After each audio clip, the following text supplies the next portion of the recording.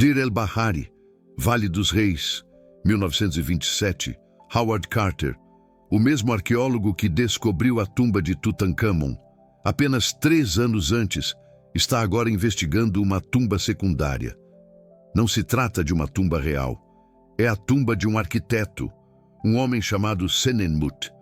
Senenmut foi o arquiteto principal da rainha Hatshepsut durante a 18ª dinastia. Ele faleceu por volta de 1470 a.C. Sua tumba foi catalogada, explorada e considerada completamente escavada desde 1927.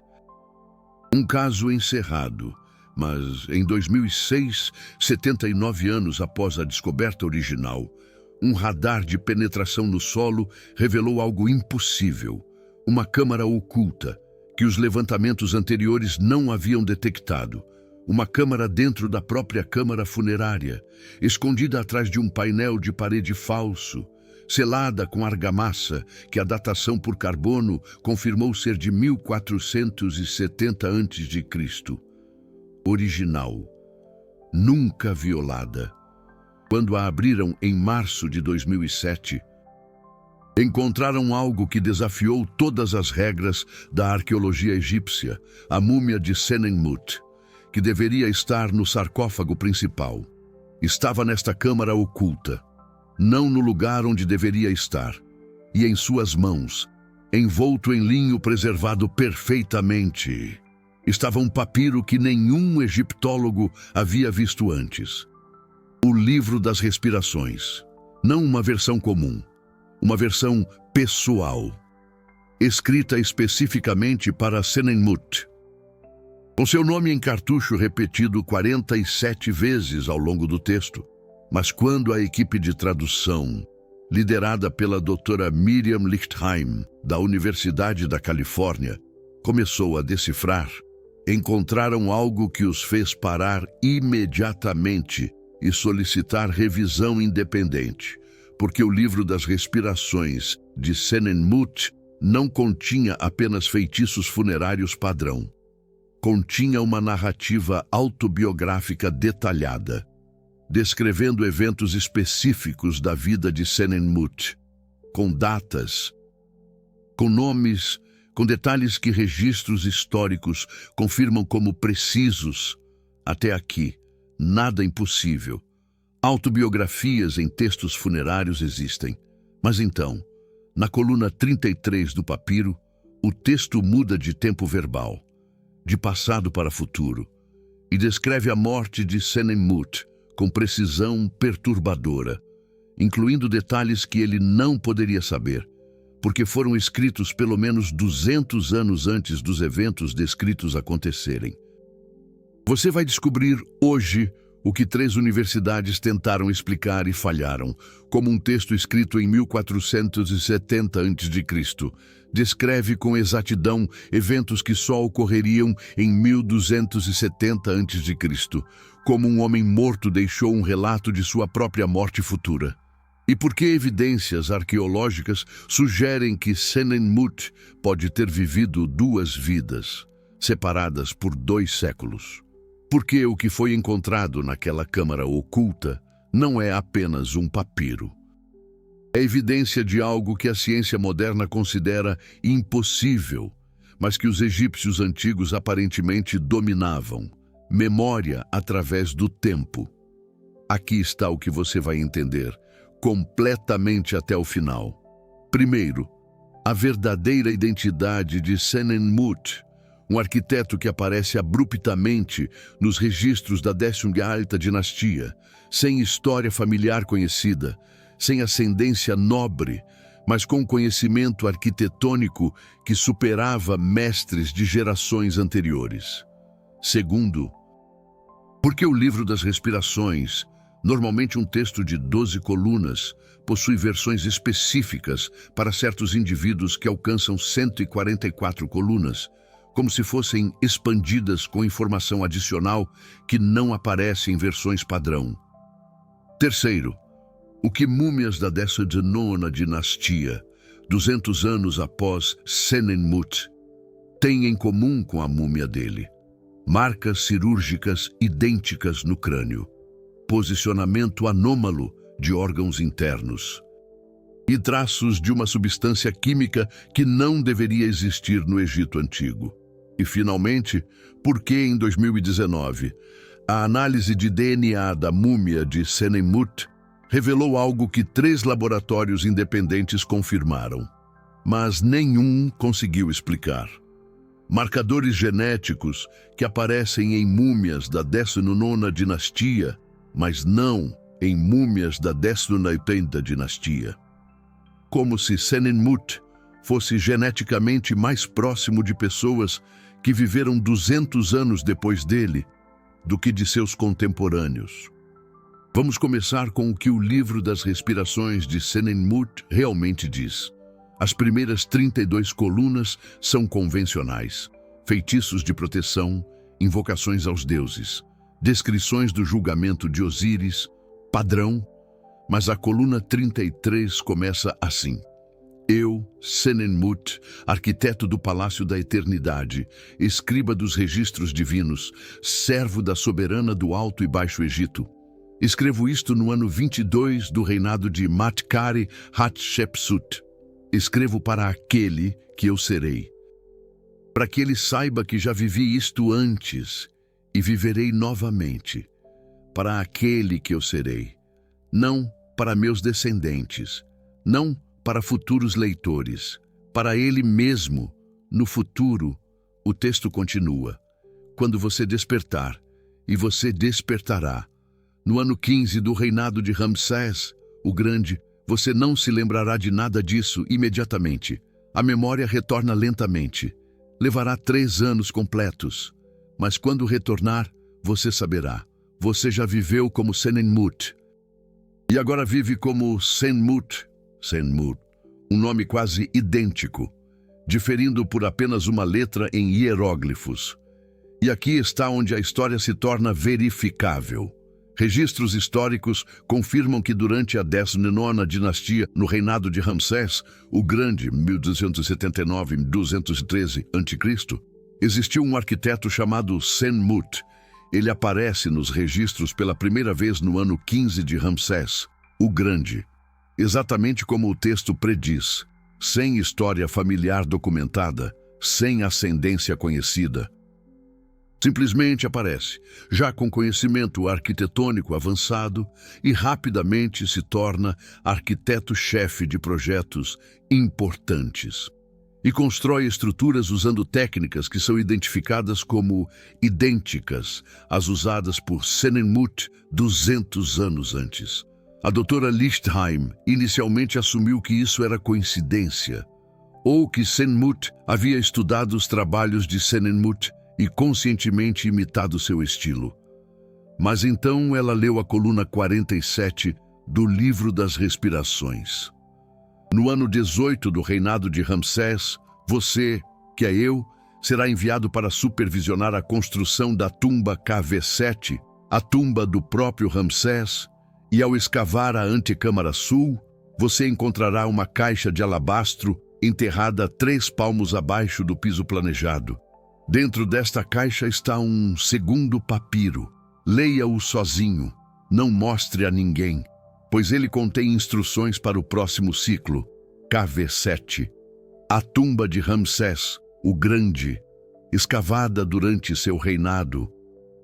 Registros históricos confirmam que Senmut foi de fato o arquiteto responsável. E em 1913, décadas antes do Livro das Respirações de Senenmut ser descoberto, arqueólogos franceses que trabalhavam em KV7 encontraram e documentaram uma caixa de alabastro de propósito desconhecido, enterrada na antecâmara sul, abaixo do nível do piso. A caixa foi aberta. Estava vazia. O relatório de escavação menciona: interior da caixa mostra resíduos de papiro deteriorado, não recuperável. Alguém havia colocado um papiro ali, exatamente onde o Livro das Respirações diz que estaria, 200 anos antes de ser colocado. Mas o papiro já estava destruído quando arqueólogos do século XX o encontraram. Ou Alguém, talvez o próprio Senmut, em 1260 a.C., o havia removido. A doutora Lichtheim fez algo incomum. Ela passou 3 anos pesquisando os registros da 19ª dinastia, procurando por qualquer menção a Senmut, qualquer detalhe sobre sua vida. E encontrou algo extraordinário em um ostracon, um fragmento de cerâmica usado para anotações, nos arquivos do Museu de Turim. O ostracon data de aproximadamente 1250 a.C. Contém uma lista de trabalhadores em um projeto de construção. E, no final, uma nota pessoal escrita por um escriba. Senmut, o arquiteto-chefe, hoje falou de coisas estranhas durante a refeição noturna. Disse que já viveu antes, que construiu o Palácio da Eternidade da rainha Hatshepsut. Em uma vida anterior, que morreu e retornou. Os trabalhadores riram, mas eu vi seus olhos. Ele acredita nisso. E quando descreveu o templo, que ninguém aqui viu, pois foi construído 200 anos atrás, descreveu detalhes que apenas o arquiteto original poderia conhecer. Testemunho direto de 1250 a.C., de alguém que conheceu Senmut pessoalmente, confirmando que Senmut alegava ser a reencarnação de Senenmut. Mas o livro das respirações não usa a palavra reencarnação. Usa uma palavra diferente.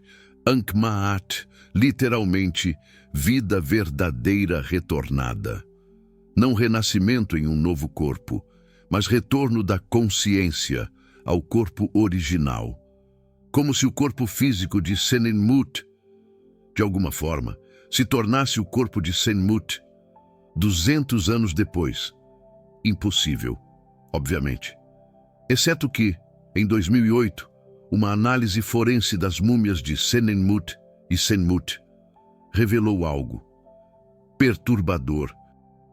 As múmias são mantidas em coleções diferentes. Senenmut, no Museu Egípcio do Cairo, Senmut, no Museu de Luxor, nunca foram comparadas diretamente, porque não havia razão para fazê-lo. Eram pessoas diferentes, de épocas diferentes. Mas quando a doutora Lichtheim solicitou uma análise comparativa e conseguiu a aprovação, após anos de burocracia, os resultados foram enviados para 3 laboratórios independentes para confirmação. Laboratório 1. Universidade do Cairo.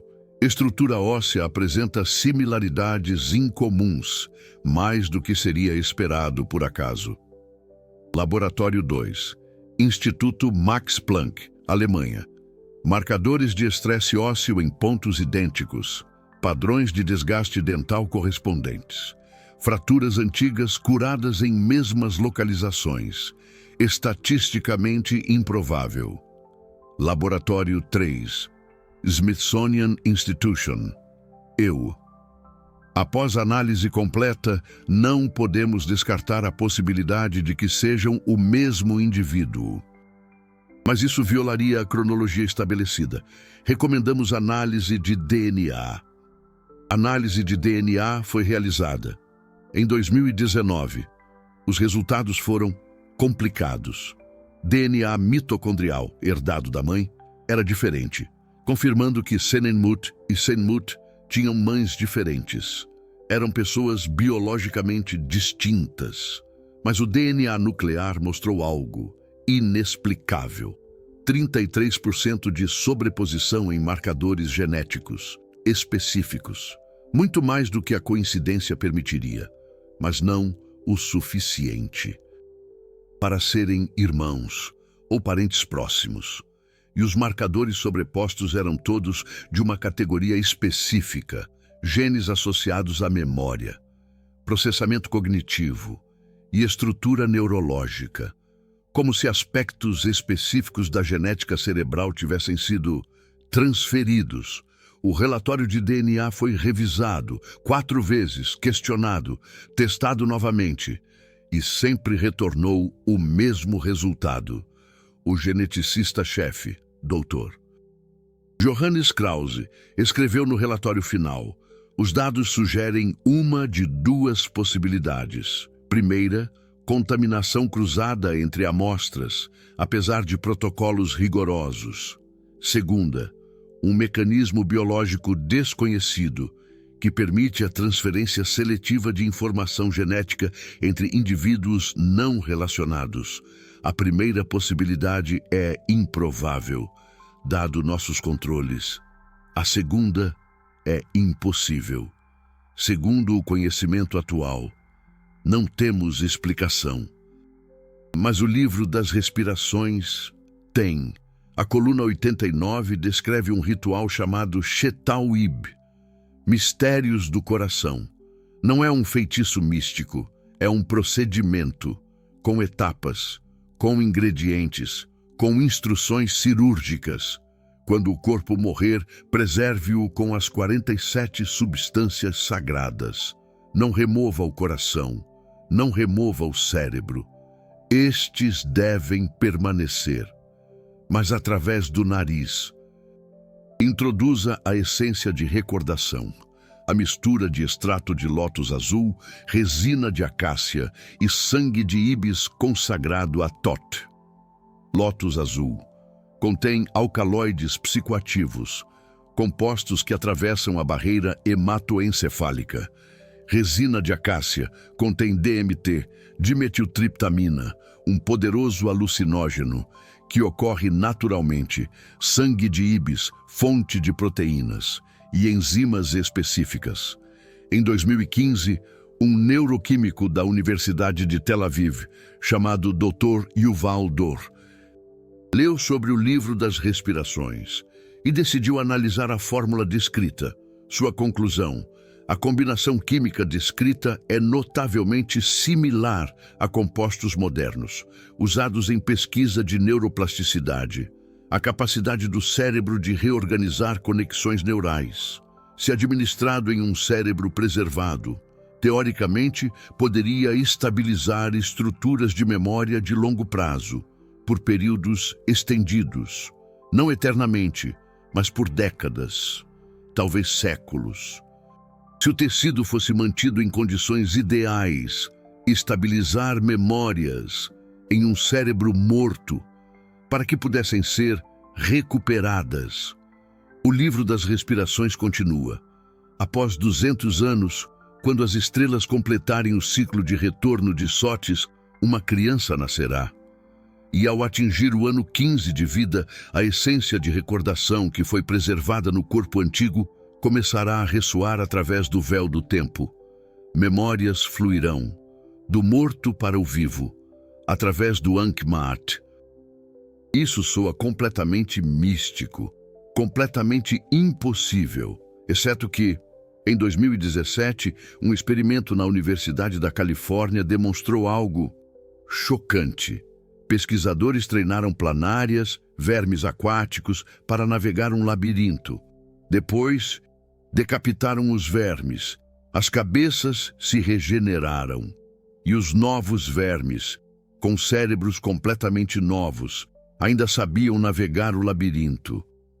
Memórias haviam sido armazenadas não apenas no cérebro, mas em tecidos corporais, e foram recuperadas pelo cérebro regenerado. Se vermes podem armazenar memória em tecido corporal e recuperá-la após regeneração cerebral, será que humanos poderiam fazer algo similar?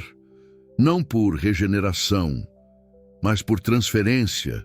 Se você pudesse preservar as estruturas químicas de memória em um corpo e então, de alguma forma, induzi-las a se transferirem para um novo cérebro.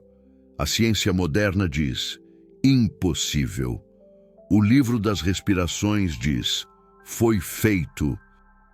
E há evidências de que não foi feito apenas uma vez.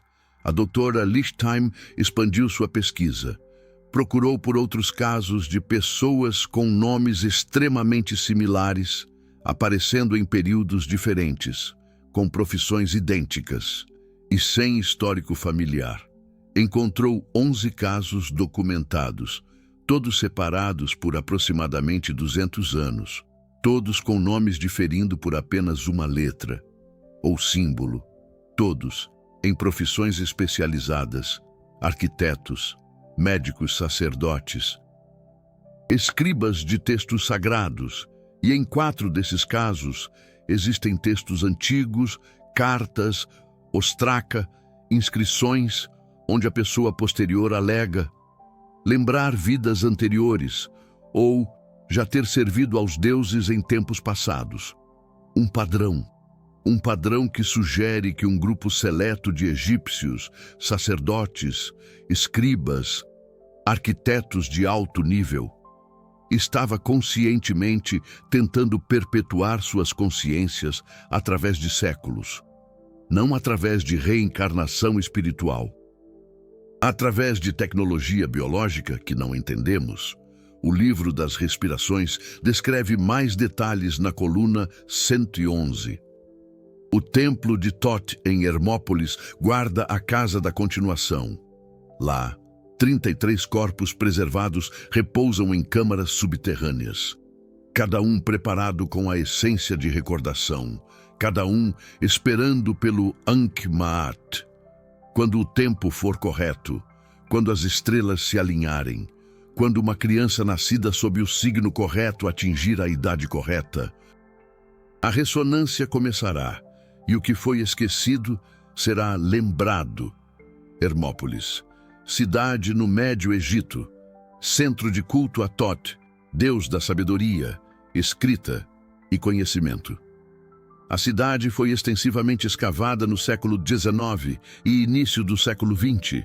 Templos foram mapeados, estruturas catalogadas, mas nunca encontraram câmaras subterrâneas contendo 33 corpos preservados, ou encontraram e não reconheceram, porque em 1897, arqueólogos britânicos escavando em Hermópolis descobriram um complexo subterrâneo que descreveram como catacumbas de propósito desconhecido. Não eram tumbas convencionais, eram câmaras individuais, pequenas, precisas. Cada câmara continha um sarcófago, não de pedra, de bronze. Liga de bronze que análises posteriores identificaram como sendo revestimento interno de cobre. 33 câmaras, 33 sarcófagos de bronze, mas todos estavam vazios quando foram abertos. O relatório de escavação menciona evidências de violação antiga, possivelmente saqueadores da Viziense I ou Viziense II dinastia. Mas, e se não foram saqueadores? E se foram os próprios egípcios, removendo os corpos preservados quando o sistema de Ankh-Maat parou de funcionar, quando perceberam que algo havia dado errado? Porque há evidências de que o sistema falhou. Período tardio do Egito, aproximadamente 664 a 332 a.C., marcou o colapso de muitas práticas tradicionais. Invasões estrangeiras, mudanças culturais, conhecimento perdido, e é exatamente nesse período que textos começam a mencionar os perdidos, pessoas que deveriam ter retornado, mas não retornaram. Uma inscrição em Ábidos, datando de aproximadamente 600 a.C., diz: os mestres não despertam mais, os que foram preservados permanecem em silêncio. A ressonância cessou, e sabemos que perdemos o conhecimento. Thoth oculta seus segredos, e nós, que dependemos do Ankh-Maat, enfrentamos extinção final, como se uma linhagem completa de conhecimento estivesse desaparecendo porque o mecanismo de transferência de memória parou de funcionar. Por quê? O livro das respirações sugere uma resposta na coluna 133. Saiba isto: o Ankh-Maat depende do alinhamento das estrelas, alinhamento dos corpos, alinhamento das substâncias sagradas. Se qualquer elemento falhar, a ressonância não ocorre, e a memória permanece aprisionada no morto, incapaz de alcançar o vivo. Alinhamento das estrelas, astronomia. Os egípcios usavam o ciclo de Sótis, a estrela Sírius, como base do seu calendário. O ciclo completo de Sótis era 1460 anos. Mas dentro desse ciclo havia subciclos, incluindo um de aproximadamente 200 anos relacionado à precessão dos equinócios. Se o Ankh-Maat dependia de alinhamento astronômico específico que ocorria a cada 200 anos, e se os cálculos se tornaram imprecisos ao longo de séculos, eventualmente as janelas de transferência começariam a falhar. Crianças nasceriam no tempo errado. Os corpos preservados não ressoariam. As memórias se perderiam. E um sistema que funcionou por talvez 1000 anos começaria a colapsar, até que na 21ª ou 22ª dinastia, alguém percebeu, não está mais funcionando, e tomou a decisão de encerrar o programa, remover os corpos preservados, desmantelar as casas de continuação, deixar a linhagem morrer, mas alguns textos foram preservados, como o livro das respirações de Senenmut, selado em uma câmara oculta, para que talvez, algum dia, alguém no futuro pudesse entender, em 2021, uma descoberta adicional fortaleceu essa teoria. Múmias no Museu Britânico foram submetidas a novos exames com tomografia de alta resolução. E 3 múmias, catalogadas como sacerdotes não identificados da 19ª dinastia, mostraram algo em comum. Cavidades nasais apresentavam resíduos de substância cristalizada. Análise química identificou compostos consistentes com alcaloides de lótus azul, DMT de acácia e traços de proteínas aviárias. A essência de recordação. Esses 3 sacerdotes haviam sido preparados para o Ankh-Maat, mas não há registro de que alguém 200 anos depois tenha despertado com suas memórias. Eles foram os perdidos, os que nunca retornaram. E há algo profundamente trágico nisso. Imagine, você é um sacerdote, um escriba, um arquiteto. Você dedica sua vida a dominar seu ofício e então oferece-se para o Ankh-Maat. Aceita a morte sabendo, acreditando que retornará. Que em 200 anos uma criança nascerá e aos 15 anos suas memórias começarão a despertar nela. E você viverá novamente. Você morre com esperança, mas a criança nunca nasce, ou nasce no momento errado, ou os cálculos astronômicos estavam incorretos, ou a linhagem de sacerdotes que mantinha o sistema foi interrompida por invasão estrangeira, e você permanece morto para sempre, suas memórias preservadas em tecido mumificado, mas nunca transferidas. Nunca recuperadas, esperando por uma ressonância que nunca virá. Há uma última parte do livro das respirações que precisa ser mencionada. A coluna 144, a coluna final, ela não está endereçada a aquele que eu serei. Está endereçada a aquele que encontrar este texto. Se você, que não é eu, está lendo isto, significa que o Ankh-Maat falhou. Significa que não retornei. E significa que você, no seu tempo, pode não compreender o que foi perdido. Mas saiba isto. Nós não buscávamos imortalidade por orgulho. Buscávamos porque levamos vidas inteiras para dominar conhecimento que a humanidade não pode perder. Arquitetura, medicina, astronomia, matemática. Se cada geração deve reaprender do zero, a humanidade nunca progride. Mas se mestres pudessem retornar, ensinar novamente, continuar seu trabalho através de séculos, imagine o que poderíamos alcançar. Esse era o sonho. E se você está lendo isto, o sonho morreu conosco. Perdoe-nos. Tentamos preservar a luz do conhecimento, mas a escuridão sempre vence no final. Senenmut sabia. Quando escreveu isso em 1470 a.C., ele sabia que o sistema poderia falhar. Mas ele insistiu, tentou mesmo assim, e por pelo menos alguns séculos funcionou.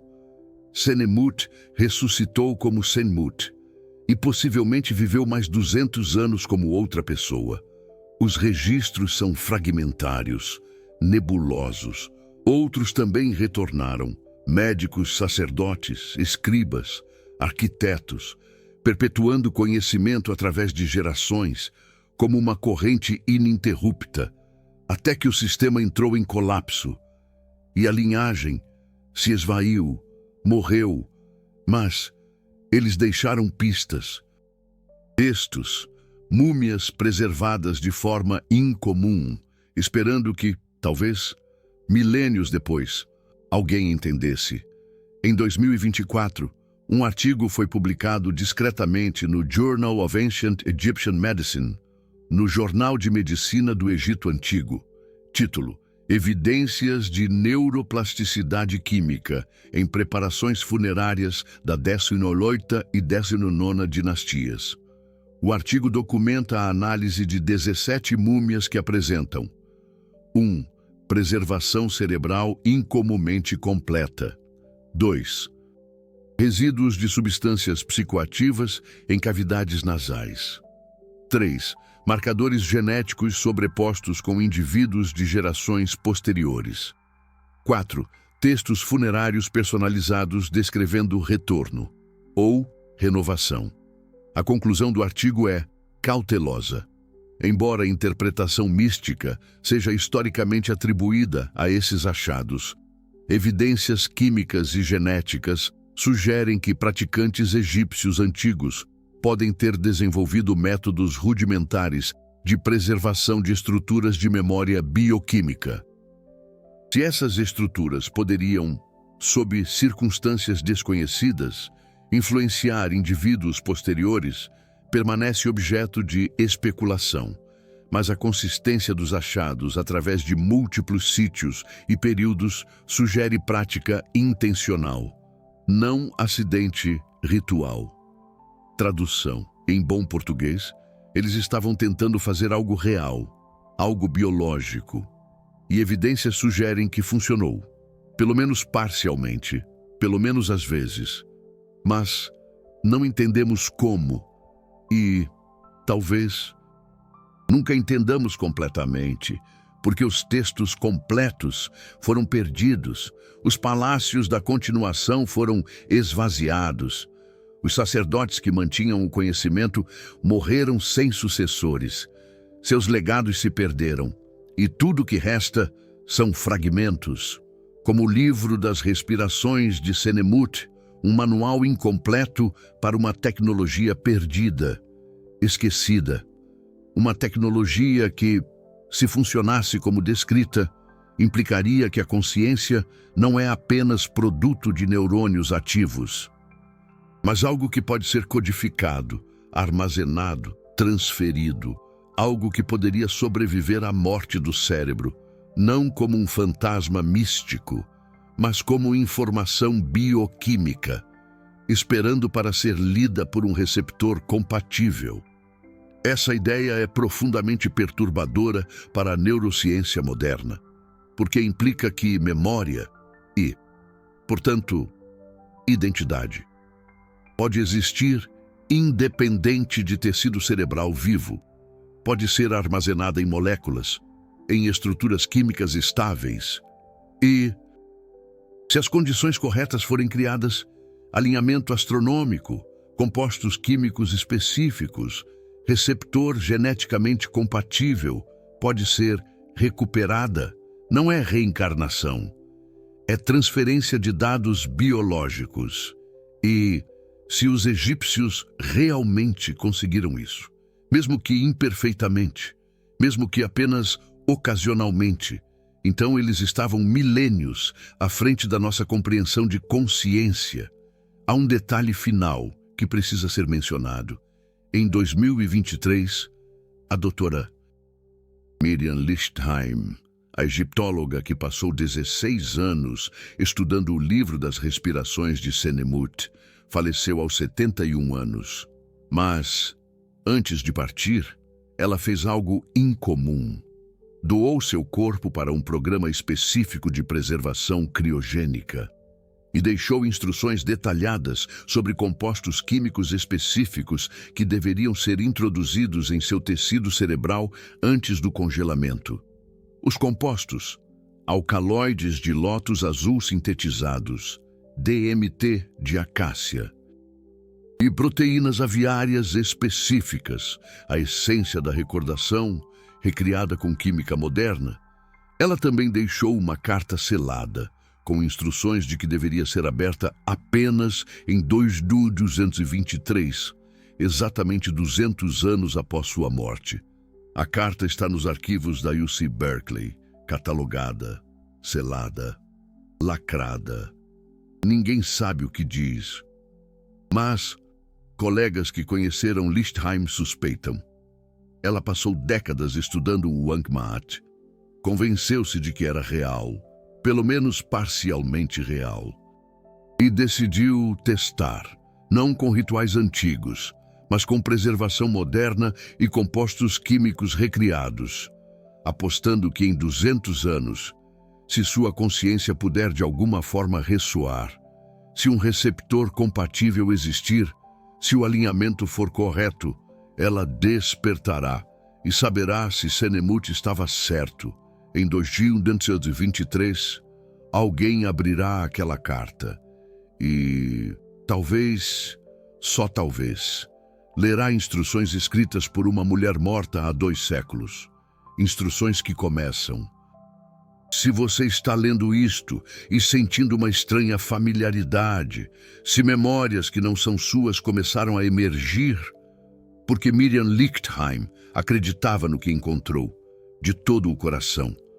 Acreditava o suficiente para apostar sua própria consciência nisso, e em 200 anos saberemos se ela estava certa, ou se foi apenas mais uma perdida, mais uma esperando por uma ressonância que nunca virá.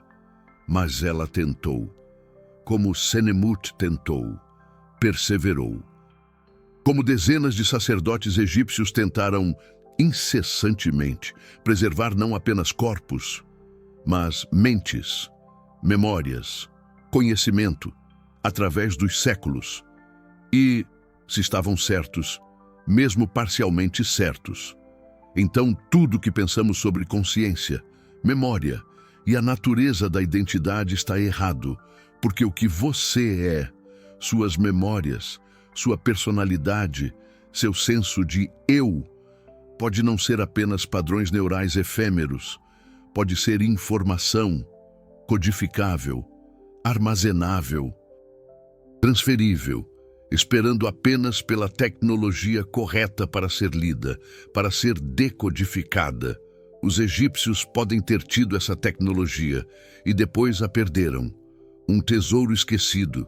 E agora, milênios depois, estamos apenas começando a reencontrá-la através de criogenia, através de neurociência, através de química, redescobrindo o que Senemut e seus companheiros sacerdotes sabiam, que a morte não é necessariamente o fim da consciência, apenas o fim de um corpo.